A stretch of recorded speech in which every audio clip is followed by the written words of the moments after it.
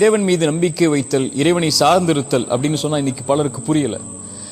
படைப்புகளை விட்டு விலகி படைத்தவனை முழுவதுமாக சார்ந்து நம்பிக்கை வைத்தல் தான் தவக்குல். இது 3 அடிப்படைகள் கீழே இருக்கு. ஒன்று, நடக்கின்ற அனைத்தும் நல்லதோ கெட்டதோ இறைவனுடைய புறத்திலிருந்து தான் நடந்தது, நடக்கின்றது, நடக்கவும் செய்யும் என்ற முழுமையான கல்வியை முதலிலே மனதில் ஏந்தி வாழ்தல். இரண்டாவது, அதன் மீது அப்படியே நம்பிக்கை வைத்து அவனையே சார்ந்து விடுதல்.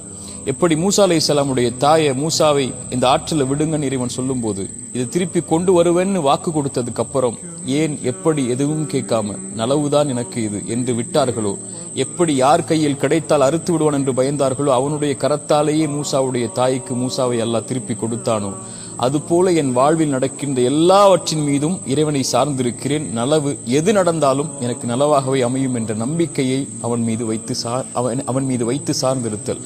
மூன்றாவது, அதில் முயற்சி செய்தல். எப்படி மரியம் அலைஹிஸ்ஸலாம் சோதனை வரும்போது அந்த மரத்தை பிடித்து ஆட்டுங்கள் என்று அல்லாஹ் சொன்னானோ, எப்படி மூசா அலைஹிஸ்ஸலாமுக்கு சோதனை வரும்போது அந்த கைத்தடியை கொண்டு இறைவன் மீது நம்பிக்கை வைத்து அடியுங்கள்னு சொன்னானோ, அது போன்று வாழ்வில் வரக்கூடிய பிரச்சனைகளில் முயற்சி செய்து அதில் வெளியேறுவதற்குரிய வழியை அவனிடத்திலேயே கேட்டு பெறுதல். இந்த 3ம் இருந்தால் வாழ்க்கையில் எல்லா பிரச்சனைகளும் எளிதாகும்.